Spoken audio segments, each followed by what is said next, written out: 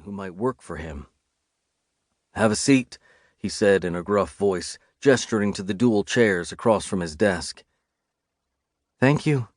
She walked over and lowered herself into one, sliding her legs to one side. Like he thought. Classy, unlike the many women who deliberately crossed and uncrossed their legs in an effort to draw his attention to their assets. She reached into her bag and pulled out a sheet of paper. "My resume, in case you didn't have a copy in front of you," she said. "I appreciate you being prepared."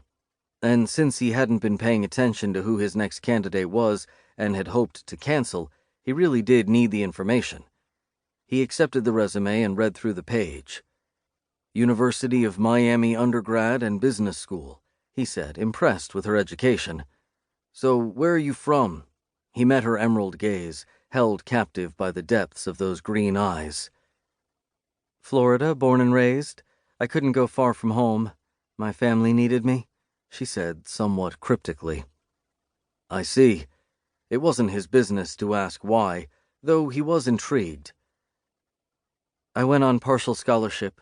As you can see, I graduated cum laude." He'd noticed her honors degree. "And before this, you had a position with the Panthers," he said of the minor league team where she'd been an assistant to an assistant. She rolled her shoulders. "It's called the ladder to success for a reason. I had to start somewhere. I have my letters of recommendation here, too." She leaned down to reach inside her purse again. "No need. I'll look them over eventually." "So, you like sports?" She nodded. "I come from a big family on both sides. A lot of siblings, cousins, uncles. Everyone's a sports fan.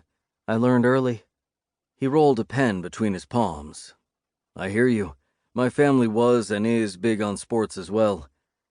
"You think? 2 NFL players, an MLB star, a sports publicist's sister? It's impressive." The first candidate who'd truly done her research. He was impressed right back. "So why do you want this job, Quinn? Better yet, what qualifies you over the other equally competent applicants I've seen today?" He hoped she'd stutter over her words or in some way give him a reason not to hire her so he could ask her out instead. A wry smile pulled at those sexy lips. "Well, let's see. I'm organized, efficient, and I can corral a band of preschoolers, which means I'm certain I can handle arrogant athletes." He raised an eyebrow. "Stereotype much?"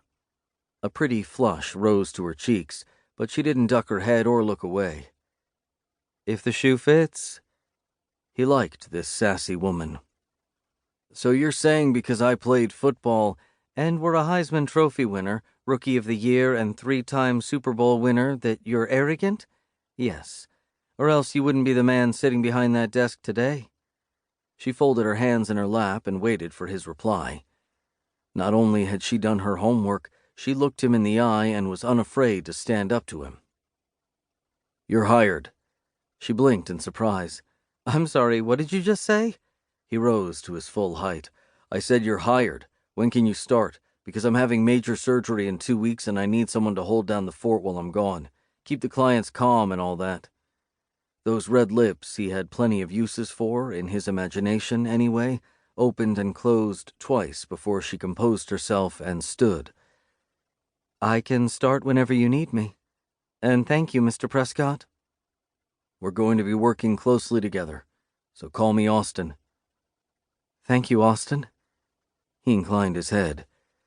"We'll see if you're still thanking me once you've dealt with many of the juveniles I call clients. Your assessment of arrogant wasn't far off the mark." She laughed, the sound one that would be a bright light in this office. Jesus, he was in trouble.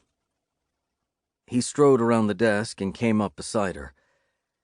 "You can talk to Bree outside. She'll take you down to our office manager who will have you fill out paperwork and get you settled. Can you start the day after tomorrow? That'll give us time to get you up to speed before I'm out for at least 5 weeks, maybe 6. It sucked, but his body needed to adapt to having 1 kidney. The doctors had warned him about exhaustion most of all. He glanced at her and she was still in shock. Since the salary and benefits had been laid out in the job description, he didn't need to go over those details.